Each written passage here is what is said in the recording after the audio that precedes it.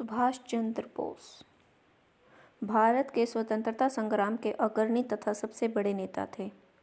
द्वितीय विश्व युद्ध के दौरान अंग्रेजों के खिलाफ लड़ने के लिए उन्होंने जापान के सहयोग से आज़ाद हिंद फौज का गठन किया था। उनके द्वारा दिया गया जय हिंद का नारा भारत का राष्ट्रीय नारा बन गया है।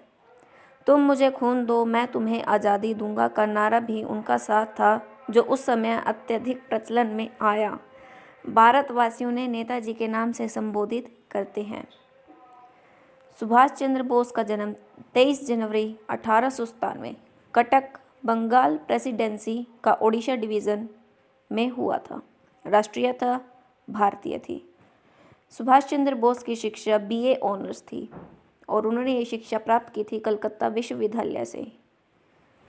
भारतीय राष्ट्रीय कांग्रेस में उन्हें अध्यक्ष की पदवी मिली थी 1938 में और आज़ाद हिंद फौज के वो सुप्रीम कमांडर थे। भारतीय स्वतंत्रता संग्राम के अग्रणी सेनानी तथा सबसे बड़ा नेता होने के कारण उन्हें प्रसिद्धि मिली। का नाम एमिली शेंकल था और उनके बच्चों का नाम है अनीता बोस फाफ। कुछ इतिहासकारों का मानना है कि जब नेताजी ने जापान और जर्मनी से सहायता लेने का प्रयास किया था तो ब्रिटिश सरकार ने अपने गुप्तचरों को 1941 में उन्हें खत्म करने का आदेश दिया था। नेताजी ने 5 जुलाई 1943 को सिंगापुर के टाउन हॉल के सामने सुप्रीम कमांडर के रूप में सेना को संबोधित करते हुए दिल्ली चलो का नारा दिया और जापानी सेना के साथ मिलकर ब्रिटिश व कॉमनवेल्थ सेना से बर्मा सहित इम्फाल और कोहिमा में एक साथ जमकर मोर्चा लिया। 21 अक्टूबर 1943 को सुभाष बोस ने आज़ाद हिंद फौज के सर्वोच्च सेनापति की हैसियत से स्वतंत्र भारत की अस्थायी सरकार बनाई, जिसे जर्मनी, जापान, फिलीपींस, कोरिया, चीन, इटली, मांचुको और आयरलैंड सहित 11 देशों की सरकारों ने मान्यता दी। जापान ने अंडमान व निकोबार द्वीप समूह इस अस्थायी सरकार को दे दिए। सुभाष उन द्वीपों में गए और उनका नया नामकरण किया। 1944 को आज़ाद हिंद फौज ने अंग्रेजों पर दोबारा आक्रमण किया और कुछ भारतीय प्रदेशों को अंग्रेजों से मुक्त भी करा लिया।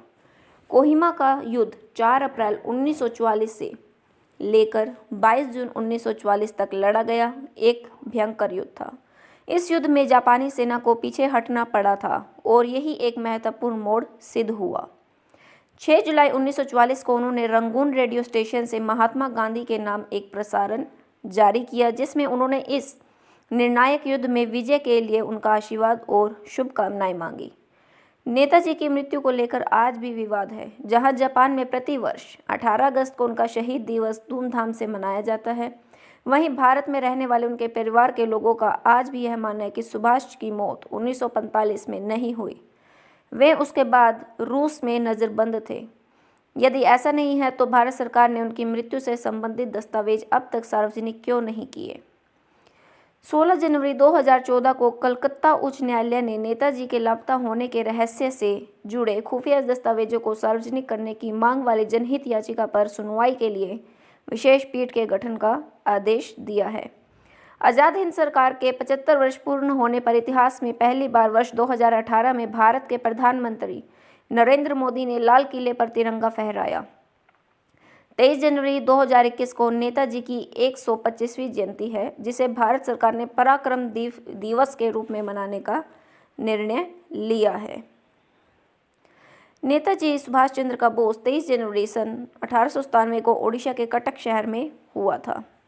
उनके पिता का नाम जानकी नाथ बोस और माँ का नाम प्रभावती था।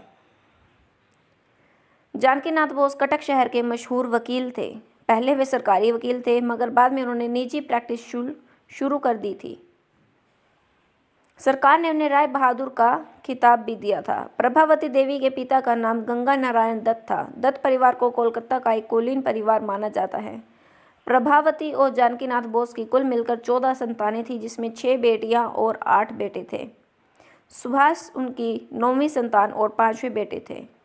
अपने सभी भाइयों में से सुभाष को सबसे अधिक लगाव शरद चंद्र से था। शरद बाबू प्रभावती और जानकीनाथ के दूसरे बेटे थे। सुभाष उन्हें मेजदा कहते थे। शरद बाबू की पत्नी का नाम विभावती था।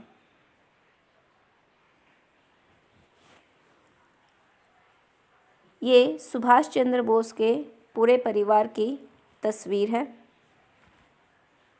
जिसमें सुभाष चंद्र बोस सबसे दाईं ओर खड़े हैं।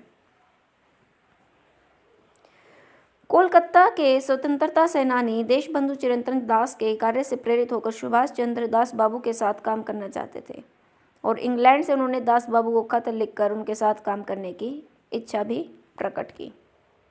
बहुत जल्द ही सुभाष चंद्र के देश के लिए एक महत्वपूर्ण युवा नेता बन गए। जवाहरलाल नेहरू के साथ सुभाष ने कांग्रेस के अंतर्गत युवकों की इंडिपेंडेंस लीग शुरू की। 1927 में जब साइमन कमीशन भारत आया तब कांग्रेस ने उसे काले झंडे दिखाए। कोलकाता में सुभाष ने इस आंदोलन का नेतृत्व किया था। 26 जनवरी 1931 को कोलकाता में राष्ट्रध्वज फहराकर सुभाष एक विशाल मोर्चे का नेतृत्व कर रहे थे। तभी पुलिस ने उन पर लाठियां चलाई और उन्हें घायल कर जेल भेज दिया। जब सुभाष जेल में थे तब गांधी जी ने अंग्रेज सरकार से समझौता किया और सब कैदियों को रिहा करवा दिया, लेकिन अंग्रेज सरकार ने भगत सिंह जैसे क्रांतिकारियों को रिहा करने से साफ इनकार कर दिया। भगत सिंह की फांसी माफ कराने के लिए गांधी जी ने सरकार से बात की, परंतु नरमी के साथ। सुभाष चाहते थे कि इस विषय पर गांधी जी अंग्रेज सरकार के साथ किया गया समझौता तोड़ दे, लेकिन गांधी जी अपनी ओर से दिया वचन तोड़ने को राजी नहीं थे। अंग्रेज सरकार अपने स्थान पर अड़ी रही और भगत सिंह व उनके साथियों को फांसी दे दी गई। भगत सिंह को ना बचा पाने पर सुभाष गांधी और कांग्रेस के तारीखों से बहुत नाराज हो गए। अपने सार्वजनिक जीवन में सुभाष को कुल 11 बार कारावास हुआ। सबसे पहले उन्हें 16 जुलाई 1921 को 6 महीने के लिए कारावास हुआ। 1925 में गोपीनाथ साहा नामक एक क्रांतिकारी कोलकाता के पुलिस अधीक्षक चार्ल्स टॉगर्ट को मारना चाहता था। उसने गलती से अर्नेस्ट डे नामक एक व्यापारी को मार डाला। इसके लिए उसे फांसी की सजा दी गई। गोपीनाथ को फांसी होने के बाद सुभाष फूट फूट कर रहे। उन्होंने गोपीनाथ का शव मांगकर उसका अंतिम संस्कार किया। इससे अंग्रेज सरकार यह निष्कर्ष निकाला कि सुभाष ज्वलंत क्रांतिकारियों से न केवल संबंध ही रखते हैं अपितु वे उन्हें उत्प्रेरित भी करते हैं। इसी बहाने अंग्रेज सरकार ने सुभाष को गिरफ्तार किया और बिना कोई मुकदमा चलाए उन्हें अनिश्चित काल के लिए म्यांमार के मांडले कारागृह में बंदी बनाकर भेज दिया। 5 नवंबर 1925 को देशबंधु चित्तरंजन दास कोलकाता में चल बसे। सुभाष ने उनकी मृत्यु की खबर में रेडियो पर सुनी। मांडले कारागृह में रहते समय सुभाष की तबीयत बहुत खराब हो गई। उन्हें तपेदिक हो गया, परंतु अंग्रेज सरकार ने फिर भी उन्हें रिहा करने से इनकार कर दिया। सरकार ने उन्हें रिहा करने के लिए यह शर्त रखी कि वे इलाज के लिए यूरोप चले जाएं, लेकिन सरकार ने यह स्पष्ट नहीं किया कि इलाज के बाद वे भारत कब लौट सकते हैं, इसलिए सुभाष ने यह शर्त स्वीकार नहीं की। आखिर में परिस्थिति इतनी कठिन होगी कि वे जेल अधिकारियों को यह लगने लगा कि शायद वे कारावास में ही मर जाएं। अंग्रेज सरकार यह खतरा भी नहीं उठाना चाहती थी कि सुभाष की कारागृह में मृत्यु हो जाए, इसलिए सरकार ने उन्हें रिहा कर दिया। उसके बाद सुभाष इलाज के लिए डलहौजी चले गए। 1930 में सुभाष कारावास में ही थे। चुनाव में उन्हें कोलकाता का महापौर चुना गया, इसलिए सरकार उन्हें रिहा कर मजबूरी हो गई। 1932 में सुभाष को फिर से कारावास हुआ। इस बार उन्हें अल्मोड़ा जेल में रखा गया। अल्मोड़ा जेल में उनकी तबीयत फिर से खराब हो गई। चिकित्सकों की सलाह पर सुभाष इस बार इलाज के लिए यूरोप जाने को राजी हो गए।